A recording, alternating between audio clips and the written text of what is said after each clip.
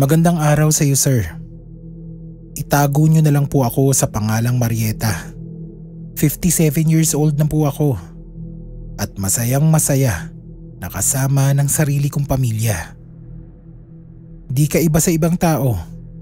Noong kabataan ko ay nakaranas ako ng matinding depresyon na halos araw-araw ay gusto kong bawiin ang sarili kong buhay.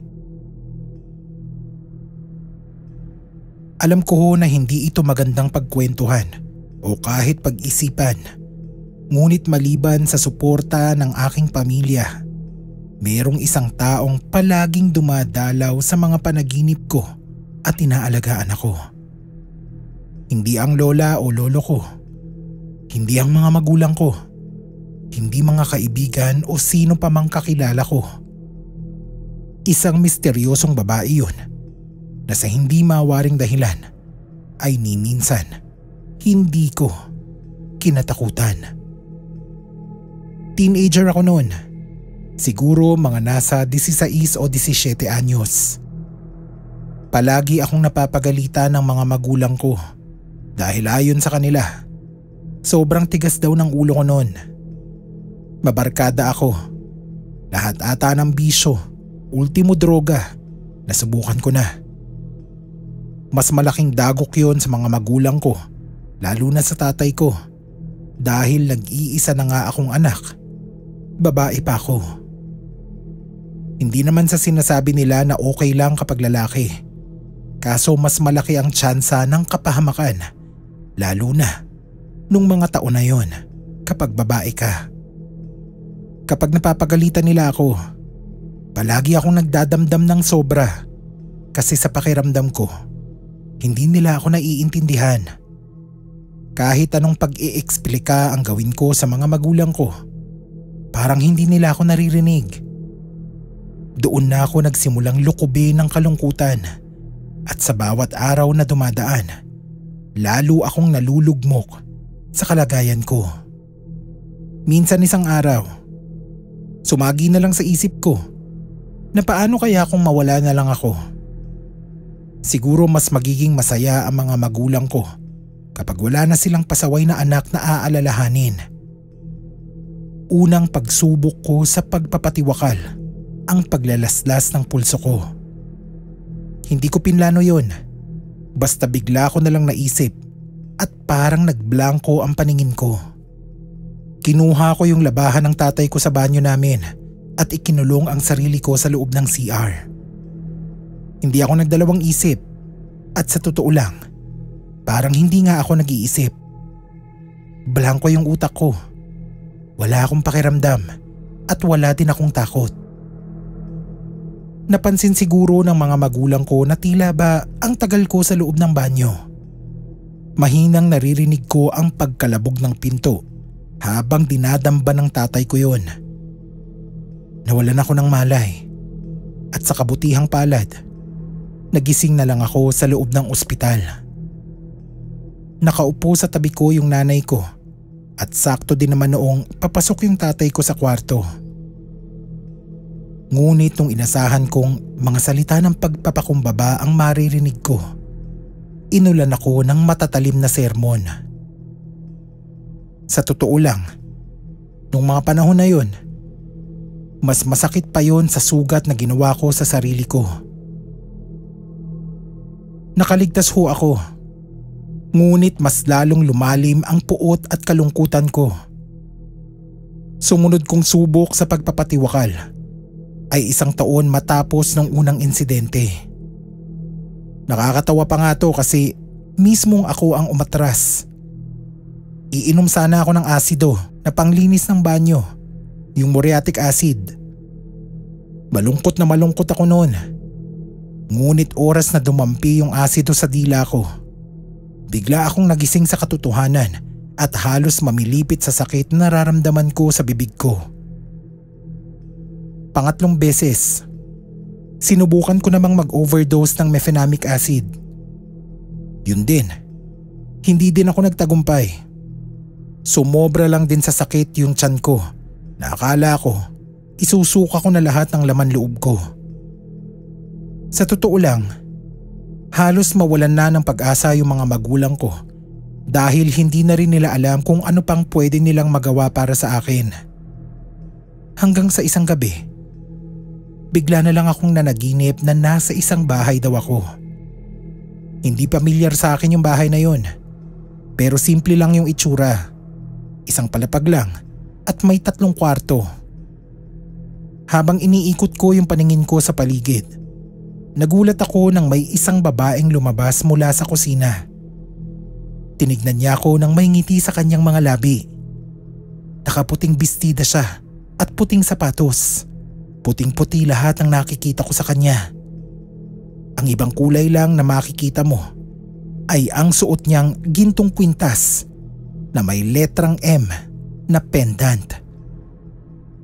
Hindi ko maintindihan ngunit ibang-iba yung pakiramdam ko sa presensya niya. Sobrang payapa. Sobrang ligaya. Parang gustong sumabog ng dibdib ko sa sobrang kaligayahan. Lumapit sa akin ang babae at niyakap ako ng sobrang higpit. Unti-unting tumulo ang luha ko ng walang kadahi-dahilan. Sabi ko pa sa sarili ko, nagtagumpay kaya ako sa pagpapatiwakal? Ito na kaya ang langit? Bahagyang umatras ang babae at inaya ako sa kusina. Pinaupo niya ako at itinuro ang mga sugat sa katawan ko na gawa ng paulit-ulit kong pagpapatiwakal. Magaling na yung mga sugat na yon at peklat na lang talaga. Pero dun sa panaginip ko, sariwang-sariwa pa ang mga sugat at umaagos pa ang dugo. Kumuha siya ng benda at panghugas at isa-isa niyang nilinis ang mga sugat ko sa katawan. Tinakpan ng benda habang sinasabi sa akin na ayos lang yun. Balang araw, magiging maligaya ka din. Tinignan niya ang lumuluha kong mga mata at matapos linisan ang mga sugat ko ay pinunasan niya ang mga luha ko at sinabing, magkikita tayong muli. Lumiwanag ng husto ang suot niyang kwintas. Muli akong nagising sa kinahihigaan ko sa madilim kong kwarto. Walang nagiba maliban sa pakiramdam ko sa puso ko. Parang tinanggal lahat ng puot sa dibdib ko na halos makita ko na ang ibig sabihin ng lahat para sa akin. Bigla kong naintindihan kung bakit nagagalit ang mga magulang ko. Gumaan ng husto ang pakiramdam ko na para akong bagong tao matapos nun. Lumipas ang ilang taon at nakatapos din ako ng pag-aaral. Sa una kong trabaho, doon ko nakilala ang naging asawa ko, si John. Supervisor ko siya noon sa opisina. Palagi kasi kaming magkasama sa mga gawain at hindi naglaon, nagkagustuhan at nagkatuluyan kami. Sa unang anibersaryo ng pagsasama namin bilang boyfriend at girlfriend, nirigaluhan niya ako ng kwintas. Ginto yun na may letrang M na pendant. Tuwang-tuwa ako noon kasi unang beses ko yun makatanggap ng ganong regalo. Lumipas pa ang ilang taon at nagpakasal din kaming dalawa. Nagkaroon kami ng 3 anak at doon nagsimula ang walang hanggang kaligayahan ko sa buhay. Sa totoo lang kaya ako naisulat ang kwentong ito ay habang nakikinig ako sa mga kwento ng mga panaginip sa channel mo. Parang ginising yung isipan ko sa naranasan ko dati. Doon ko napagtanto na parang nangyari na din to sa akin. Doon ko naisip na yung nag-alaga sa akin sa panaginip ay sarili ko. Hindi ko mapigilan ang luha ko habang isinusulat itong kwento. Nais kong ibahagi sa lahat na kahit ano pang pinagdadaanan mo sa buhay, lahat yan may solusyon. Lahat yan mapagtatagumpayan mo. At kahit sa tingin mo wala nang nakakaintindi o sumusuporta sa'yo, isipin mo itong kwentong to na ako nga wala nang kapag-apag-asa. Pero lagi mong tatandaan na ang kaisa-isang taong hindi tatalikod sa'yo kahit ano pa ang mangyari ay ang sarili mo. Magandang gabi, Sir Ken. Jonalyn na lang po ang itawag niyo sa akin. Hindi ko po yan tunay na pangalan. Pero para lang may mailagay kayo sa kwentong ito, yun na lang po ang gamitin niyo. Sa totoo lang po ay nahihiya akong ibahagi ang kwentong ito. Ngunit hindi ko din mapigilan ang sarili ko. Tutal na mayapa na din naman ang nanay namin. Siguro, okay lang na ibahagi ko ito sa iba. Tawagin na lang nating Maria si nanay. Tubong Tacloban si nanay. Pero nung nagkakilala sila ng tatay na isang pahinante sa barko, nahikayat niya si nanay na manirahan na lang dito sa Maynila para mas madalas ang pagkikita nila, at di kalaunan ay nagkatuluyan sila at naging mag-asawa. Sa unang tingin, at syempre para sa amin, ordinaryong nanay lang si Nanay Maria. Maalagain, mabait, maasikaso. Ngunit ang pinaka hindi ko makakalimutan kay nanay ay ang kanyang mga ngiti. Kahit ano pang problema ang dumating sa amin, hindi mawawala sa mga labi niya ang kanyang napakatamis na ngiti.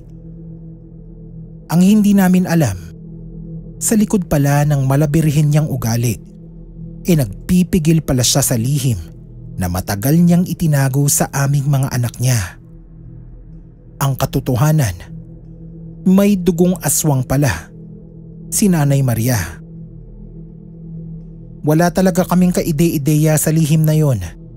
Ngunit nung mamatay siya, doon namin nalaman na alam pala ni tatay ang lihim na yon. Ayon kay tatay, ang lola daw namin ang nagpasa kay nanay ng kiti. Nang mutya ng aswang, wala daw ideya si nanay na magiging hayok pala siya sa laman ng tao matapos niyang tanggapin ang sumpang yun galing sa kanyang ina. Ilang araw daw noon na nakaratay si lola at hindi mamatay-matay kahit ilang ulit nilang sabihin na mamahinga na ito. Yun pala, kaya hindi mamatay-matay yung matanda kahit kahibla na lang ang nasisinghot nitong hangin, ay naghihintay pala ito ng mapagpapasahan ng kiti na nasa loob ng kanyang katawan. Ayon kay tatay, sinabi daw ni lola na walang ibang pwedeng pagpasahan kung hindi ang panganay na babae. Wala na talagang ibang pwede kung hindi si nanay. Siya ang panganay at siya lang din ang babae sa kanilang magkakapatid. Noon pa man ay sinusubukan ng pigilan ni nanay ang kanyang pagkahayok sa laman ng tao. Nagsimula siya sa pagkain ng mga hayop. Ayon kay tatay, ay kahit kailan, hindi nagustuhan ni nanay. Kahit daw ilang kilong manok, baka o kambing ang kainin niya araw-araw, tila hindi ito nabubusog, pero pinilit pa din niyang mabuhay. Minsan nga raw, nung mga unang buwan nila bilang magnobyo, nagugulat na lang daw si tatay dahil sa kalagitnaan ng gabi, magigising na lang daw si tatay na makikita si nanay na inaamoy-amoy siya na tila isang mabangis na aso na sa isang iglap, bigla na lang siyang lalapain. Mabuti na nga lang daw at napapakalma niya ito. Yun naman daw ang epekto ng pagmamahal ni nanay sa kanyang asawa. Kahit umiibabaw ang dugong aswang niya, ay napapakalma pa din siya ng lalaking mahal niya.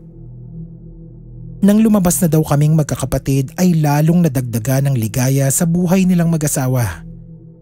Katakatakang biglang dumalang ang paghahanap ni nanay sa laman ng tao. Lalo sigurong sumipa ang pagiging tao ni nanay kaysa sa pagiging aswang niya. Lumipas ang ilang taon na wala kaming kaide-ideya sa mga pinagdadaanan niya hanggang sa bigla na lang siyang nagkasakit at unti-unting nanghina. Matatanda na kaming magkakapatid noon at may mga sari-sarili ng binubuong pamilya.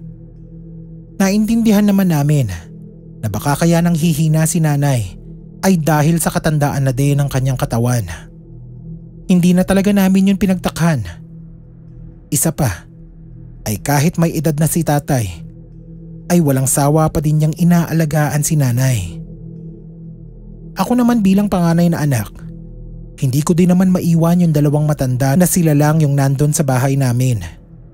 Kaya kahit may sarili na akong pamilyang inaalagaan, ay araw-araw pa din akong pumupunta sa amin at sa araw-araw din, palala ng palala ang kalagayan ni nanay. Wala kaming perang pampaospital noon, kaya asa lang talaga kami sa Diyos na pagalingin si nanay. Pero dumating na din kami sa punto na sinasabihan na namin siya na okay na, ayos na kami, pwede na siyang magpahinga. Pero nabubuhayan kami dahil si nanay mismo parang ayaw pang bumitaw.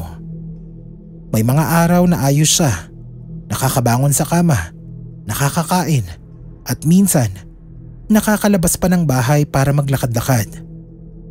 Pero may mga araw naman na naghihingalo na siya. Tumagal yun ng ilang buwan hanggang sa isang gabi na ako ang nagbantay sa kanya.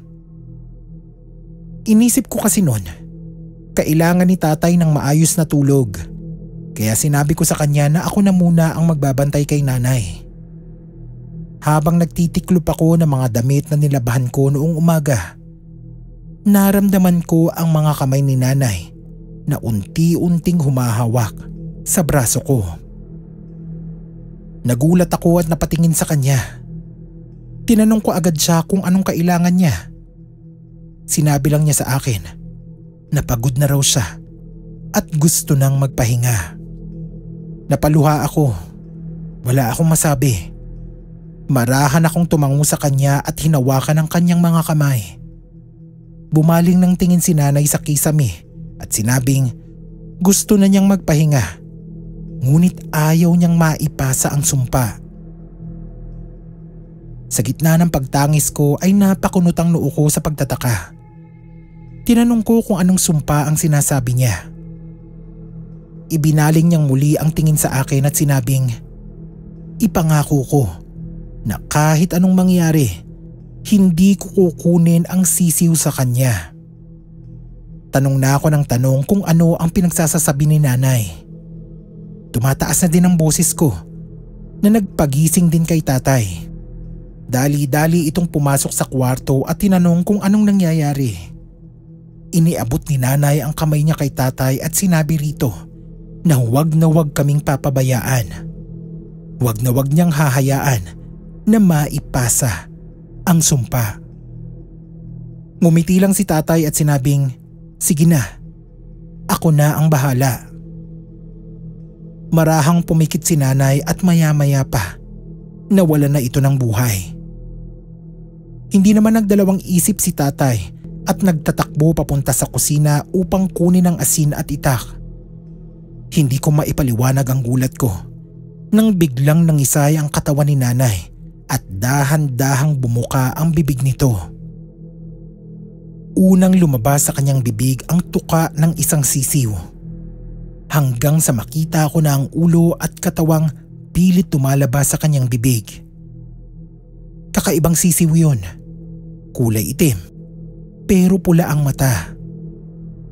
Pagkalabas nito sa bibig ni nanay, ibinaling ng sisiw ang tingin niya sa akin na aakmang lilipad papunta sa direksyon ko.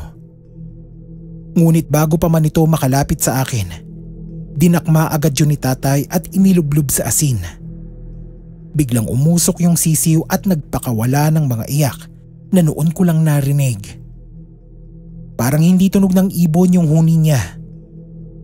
Nang manghina ang nilalang na ito, ay dinampot ni tatay ang itak, sabay taga sa ulo ng maliit na ibon. Ibinalot ni tatay sa magkaibang tela ang dalawang parte ng katawan ng sisiw. Ibinaon niya ang ulo sa likod bahay, samantalang yung katawan naman ay dinala pa niya sa isang sapa malapit sa bahay namin. Ibinato niya yung katawan ng sisiw sa sapa. Hindi ko alam kung anong mararamdaman ko nung gabing yun. Malulungkot ba ako o matatakot? Inexplika lahat sa amin ni tatay ang katotohanan matapos ilibing si nanay. Natakot ako nung gabing yun, oo. Ngunit nang marinig ko Lahat ng sakripisyong ginawa ni nanay para sa aming magkakapatid, lalo na para sa akin, hanggang sa huling oras ng buhay niya. Doon ko naramdaman ang sobrang pagmamahal niya sa kanyang pamilya. Mas gugustuhin pa niyang mahirapan kaysa maipasa ang sumpa na nagpahirap sa kanya buong buhay niya. Magandang araw, Scream, at sa mga kapwa ko tagapakinig. Silent listener ako noon at itinago ang mga sarili kong kwentong kababalaghan. Pero siguro, oras na para ibahagi ko ang isang kwento tungkol sa buhay ko. Tawagin niyo na lang akong Paul. 37 years old na ako at kasalukuyang naninirahan sa Laguna. Hindi ko alam kung matatakot kayo dito. Ngunit nung marinig ko kasi ito mula sa nanay ko, talagang kinilabutan din ako. Dito na din kasi nagmula yung mga kakayahan kong makakita ng mga kaluluwa at mga elemento. Siguro na ipasa sa akin. Hindi din ako sigurado. Nagsimula ang lahat noong bagong mag-asawa pa lang ang nanay at tatay ko. Excited sila kasi unang ikinasal sa pamilya nila yung nanay ko. Parehong gusto ng pamilya sa magkabilang panig sina nanay at tatay. Kaya wala silang ibang inisip kung hindi ang pagbubuntis ng nanay ko matapos nilang ikasal. Ngunit sa kasamaang palad, mag-aapat na taon na silang kasal, hindi pa din magkaanak ang mga magulang ko. Ilang beses na silang sumangguni sa mga doktor, pero wala pa rin. May kaya naman ang mga pamilya nila, kaya hindi naging problema ang mga gagastusin. Ang tanging hiling lang nila ay magkaroon ng supling. Dahil nga wala ng doktor ang makakatulong sa kanila, ilang simbahan na din ang pinuntahan nila upang magdebosyon.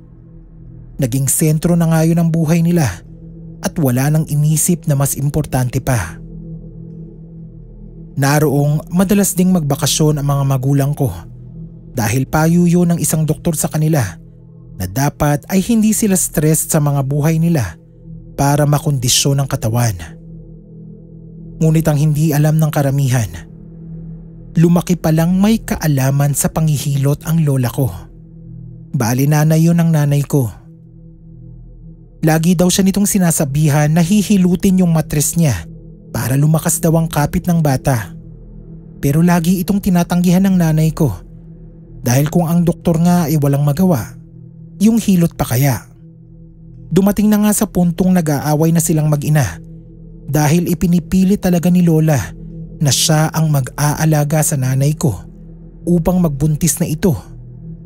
Ngunit abot naman ang tanggi nito sa ganoong klaseng paraan. Hanggang isang araw, tumigil na daw ang kanyang ina sa pagpilit sa kanya. Araw-araw umiiyak sa lungkot yung nanay ko dahil hindi niya mabigyan ng anak yung tatay ko. Natatakot kasi siya na baka iwan siya nito dahil sa sitwasyon.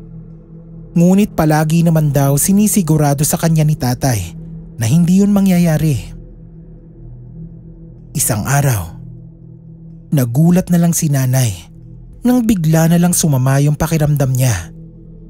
Para siyang naduduwal at napakasama ng timpla sa bibig niya. Mabilis na kumilos si tatay at kinuha ang isang pregnancy test kit na ibinigay sa kanila ng isang doktor na pinuntahan nila. Laking tuwa nila nang makitang positibo ang resulta.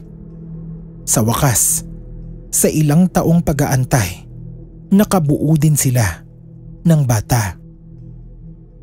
Ngunit kaakibat ng nararamdaman nilang tuwa ay ang lungkot at gulat sa natanggap nilang balita kinabukasan.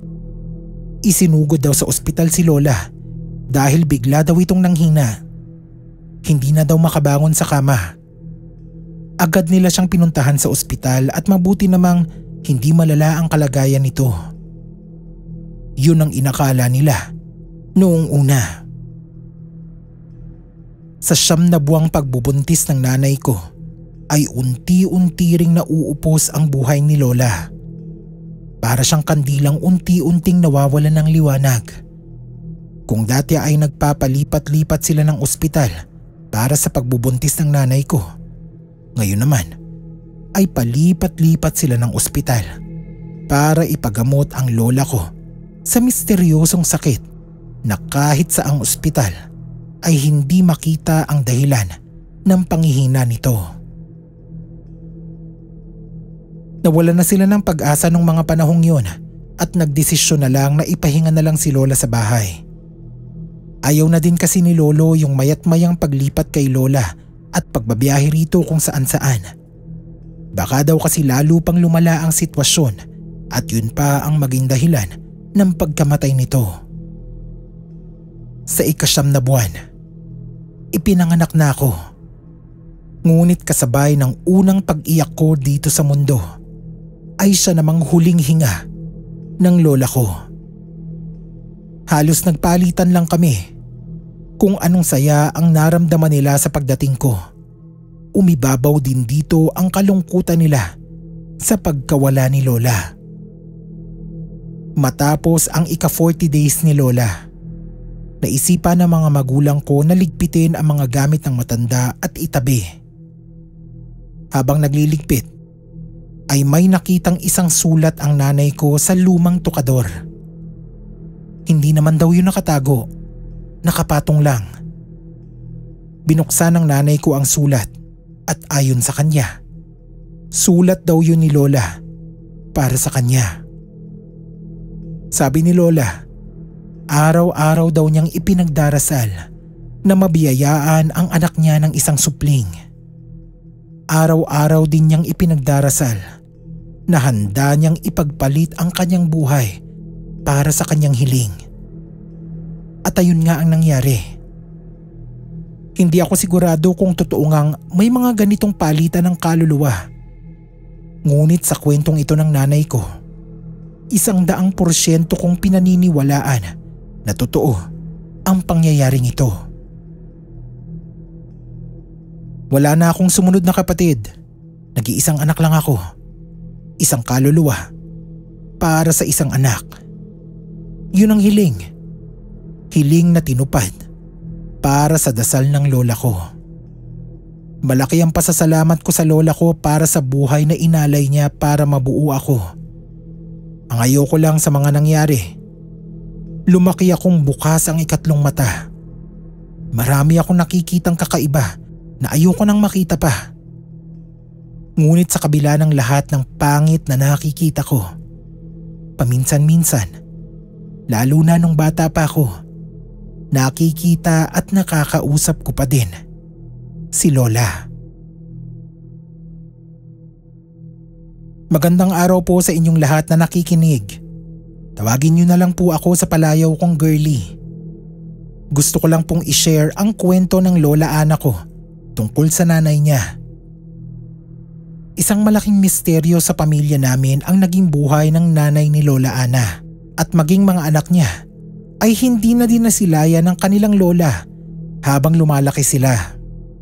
Sa totoo lang po, maging kami ay hindi makapaniwala sa kwentong ito, pero susubukan kong ibahagi sa inyo ng malinaw. Baka sakaling kayo, maintindihan nyo ang mga nangyari. Sa maliit na baryo lang sila nakatira noon. 3 silang magkakapatid. Pero dahil nga sobrang hirap ng buhay nila dati, napilitan yung nanay nila na ipaalaga sa iba nilang kamag-anak yung 2 pang kapatid ni lola Ana. Maaga ding namayapa ang tatay niya, kaya wala nang iba pang aasahan yung nanay niya sa pagbuhay sa kanilang magkakapatid. Para na lang din may pagkakaiba sa mga taong babanggitin ko, tawagin na lang nating Lola Clara yung nanay ni lola Ana. Ayon kay lola Ana, nasa gilid daw ng isang malaking gubat yung bahay nila. Ayon pa sa kanya, marami na siyang nasuutan na kakahuyan upang mangahoy. Ngunit yung kagubatan sa likod nila ang pilit ipinagbabawal ni Lola Clara na pasukin niya. Kwento ni lola Ana, tila ba may sariling buhay ang mga puno doon sa gubat sa likod bahay lang nila. May kakaibang tunog ang simoy ng hangin na tila ba Lagi kang tinatawag papasok sa gubat. Ngunit sa kabila ng kababalaghang umiiral sa lugar na yon, mas pinag-uusapan nilang maglola ay ang mga misteryong bumabalot sa buhay ni Lola Clara. Ayon kay Lola Ana, simula pa daw nung bata pa siya, may mga araw daw na kakaiba ang ikinikilos ng kanyang ina. Nakikita din daw niya ito minsan na lumalabas galing sa kakahuyang pinagbabawalan siyang pasukin. Palagi niyang tinatanong kung bakit siya pinagbabawalang pumasok doon, ngunit ang kanyang ina naman ay laging nandoon. Minsan pa daw ay umuuwi itong puro putik ang katawan na para ba itong kalabaw na nagpaikot-ikot sa putikan. Subalit sa dami ng katanungan ni Lola Ana, wala ni isa doon ang sinagot ng kanyang ina. Palagi lang daw nitong iniiba ang pinag-uusapan o minsan naman, hindi lang talaga ito sumasagot at pinapagalitan lang ang kanyang anak kapag sumusobra na ito sa pagtatanong. Nagpatuloy lang ang mga ganong senaryo hanggang sa magdalaga si Lola Ana. Wala pa din siyang nakukuhang sagot sa mga katanungan niya sa kanyang ina. Ngunit isang gabi, bago mag-18 si Lola Ana, tinanong niya ulit ang kanyang ina. Bumabayo daw noon ang malakas na ulan at hangin. Ngunit sa hindi mawaring dahilan ay hindi din mapakali ang mga alaga nilang hayop sa kulungan. Ilang bagyo na ang naranasan nilang mag-ina, ngunit ngayon lang daw niya narinig na magwala ang mga alaga nilang hayop. Maaga daw nagligpit ng mga gamit si Lola Clara para matulog. Habang nakahiga sila, tinanong daw siya ng nanay niya kung natatakot daw ba siya sa ulan. Sabi naman niya, oo, dahil sobrang lakas daw talaga ng hangin. Natatakot siya na baka liparin yung bahay nila. Sabi naman ng nanay niya, huwag siyang matakot. Habang hinihimas ang kanyang buhok. At maya-maya pa, sinabi ni Lola Clara na may sasabihin daw siya sa kanyang anak. Pero sana tanggapin niya ito at hindi katakutan. Kahit takot na takot sa bagyo, napabalikwas sa pagkakahiga si Lola Ana. Tinanong nito kung sasabihin na ba niya sa kanya ang sikreto ng matanda. Walang pag-aalinlangan namang sinabi ni Lola Clara na oo daw. Sasabihin na niya ang sikretong matagal-tagal din niyang itinago sa kanyang anak. Panahon na daw para malaman nito ang mga bagay-bagay upang maipagpatuloy ang kanyang nasimulan. Napakunot ng noo si Lola Ana dahil sa sinabi ng kanyang ina. Anong nasimulan? Wala naman silang ibang ginagawa doon sa bahay nila na para sa kanya ay kakaiba. Maliban sa paglabas-masok ng kanyang ina mula sa gubat, wala na siyang ibang maisip pa. Tumayo daw si Lola Clara at nagpunta sa tukador. May kinuha daw itong isang maliit na kahon. Lumapit ito sa kanya at sinabing ang sikretong ito ay hindi para sa kung sino-sino lang. Ito ay may kapangyarihan at may kaakibat na responsibilidad. Titig na titig si Lola Ana sa kanyang ina habang naglalakbay ang kamay nito sa ibabaw ng lumang kahon. Dahan-dahang binuksan ni Lola Clara ang kahon at mula roon ay sumirit ang napakaliwanag na ilaw. Sinabi daw ng kanyang ina na ang kapangyarihang ito ay hindi maaaring gamitin ng walang kabayaran. Ang sino mang magmay-ari nito ay may tungkulin na susundin, mga alituntunin na tutuparin at responsibilidad na ipapasa sa mga susunod na henerasyon. Sinabi yun ni Lola Clara habang lumalalim ang titig nito sa kanyang anak na si Lola Ana. Akmang aabutin na ni Lola Ana ang kung anumang nakalagay sa loob ng lumang kahon. Biglang nag-iba ang atmosfera sa loob ng bahay. Biglang namatay lahat ng mga nakasindi nilang gasera at tanging liwanag na lang mula sa kahon ang nakikita niya. Naririnig din ni Lola Ana ang malakas na hagik-gikan at mga boses na tila galing sa kaila-ilaliman ng lupa. Inakala noon ni Lola Ana na may ibang mga nilalang na nasa loob ng bahay nila. Ngunit nang titigan niya ang bibig ng kanyang ina, doon niya nakita na galing pala rito ang iba't ibang boses na naririnig niya. Tila ba napakaraming nilalang ang nasa loob ng katawan ni Lola Clara. Sa sobrang takot ni Lola Ana, wala siyang ibang nagawa kung hindi ang pumalag at nagtatakbo palabas ng bahay nila. Sinuong ni Lola ang napakalakas na bagyo upang puntahan ang bahay kung saan nakatira ang panganay niyang kapatid. Medyo malayo-layo din yon pero hindi na niya ininda ang malakas na ulan at hangin. Inumaga na siya sa paglalakad hanggang marating niya ang kanyang kapatid sa kabilang bayan, sa bahay ng kanilang tiyahe na kapatid ng kanyang ama.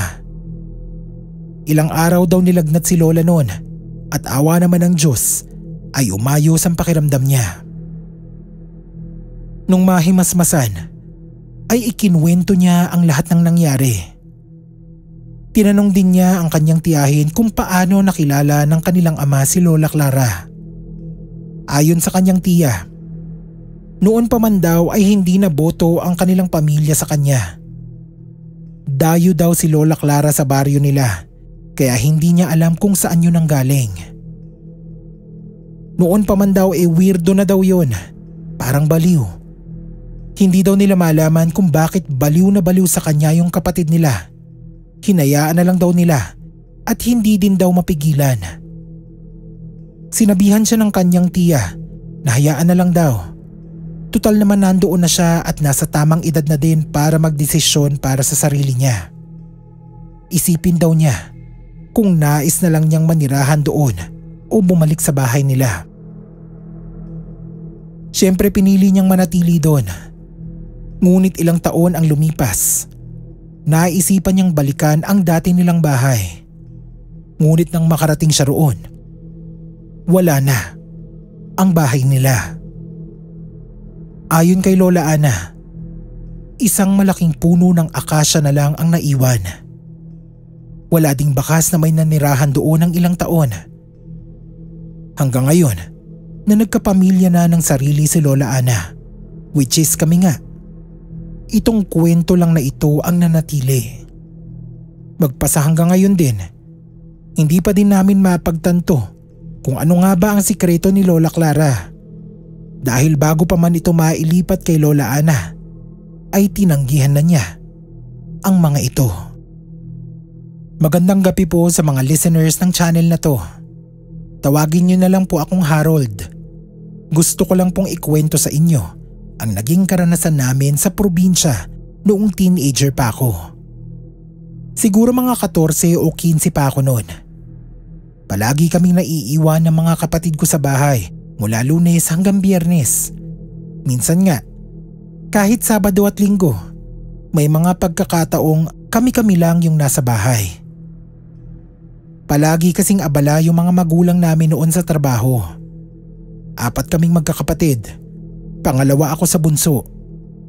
Mapagkakatiwalaan naman yung mga nakatatanda naming kapatid na nooy nasa kolehiyo na.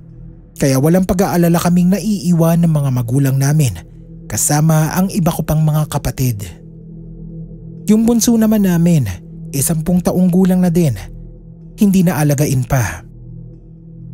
Sa tuwing naiiwan kaming magkakapatid sa bahay, kadalasan ay iniiwanan na lang yung kuya ko ng pera para pambili ng pagkain. Pero dahil nga wala yung mga magulang namin, minsan nabababad si kuya sa paglalaro sa computer at ako ang laging nauutusan na bumili sa karinderya sa kanto lang namin. Marami namang nagtitinda ng lutong ulam doon. Pero dahil tinatamad na akong maglakad-lakad pa, doon na ako sa pinakamalapit na tindahan bumibili. Isang matandang babae ang may-ari noon na itago na lang natin sa pangalang Linda. Baka kasi may mga kamag-anak siyang nakakarinig din nito, kaya ayokong magbanggit ng pangalan o palayaw. Medyo sikat yung karinderya niya doon dahil pagtanghali, pila bigas din yung mga tao. Isa na din sigurong dahilan malapit siya sa mga establishmento tsaka sa maliit na talipapa. Hindi ganoon karami yung pamimili ang pagkain. Kadalasan, 2 hanggang 3 ulam lang. Kung gusto mo ng mas maraming pamimilian, kailangan mo pang maglakad ng mga 10 minuto para mapuntahan yung ibang karinderya. Isa pa, mura ang tinda ni Aling Linda. Swak na swak yun sa pera namin para may matira pa kaming pambili ng merienda kung gusto naming bumili din sa labas. Baka inaakala nyo na pinapabayaan kami at puro pera lang. May mga meriendahin din kami sa bahay. Yun lang, minsan may dadaang naga-ice cream o di kaya scramble. Gusto din namin na may extra kaming pambili. Pero ito lang ang masasabi ko sa tindang ulam ni Aling Linda. Masarap yung lasa nun. At sa lahat ng binibilhan namin ng pagkain, sa kanya yung pinakagusto namin yung lasa. Nagsimula lang yung pag-aagam-agam naming magkakapatid sa kanya nung minsang kasama naming bumili yung tatay namin ng ulam. Medyo kinatamaran na yung pagluluto isang Sabado, kaya sinabi namin kina mama at papa na may binibilhan kaming ulam sa kanto na mura na, masarap pa. Na-curious nun si papa at sinabing gusto niyang makita para siguro tignan kung malinis ba. Itong tatay ko din kasi may pagkuusosero din minsan. Feeling close ganon. Minsan tatanungin ka niya ng mga weird na bagay ng pabiro na akala niya minsan hindi offensive. Kaya nung pagdating namin doon, hindi ko alam kung anong sumapi sa tatay ko at tinanong si Aling Linda.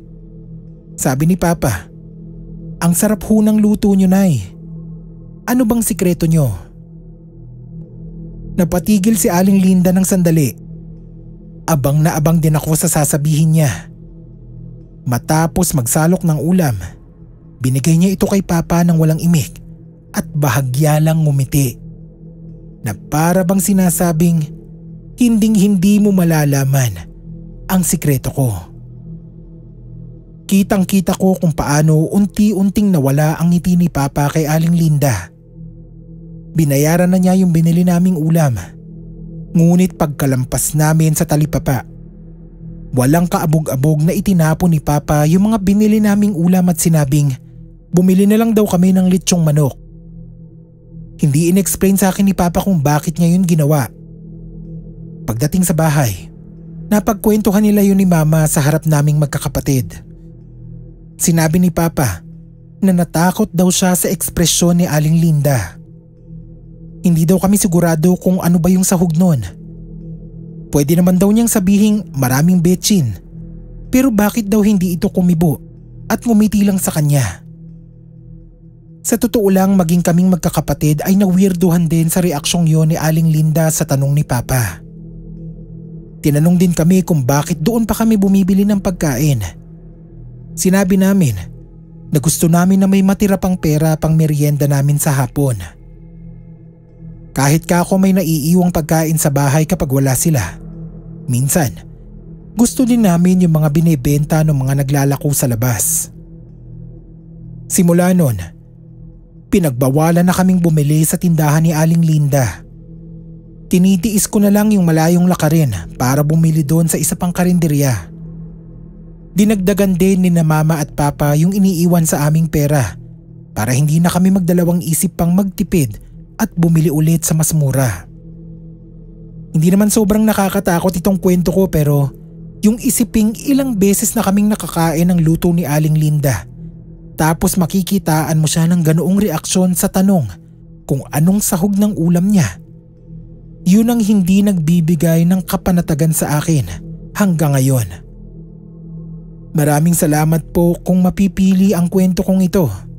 Salamat sa pagbabasa, maging sa pakikinig.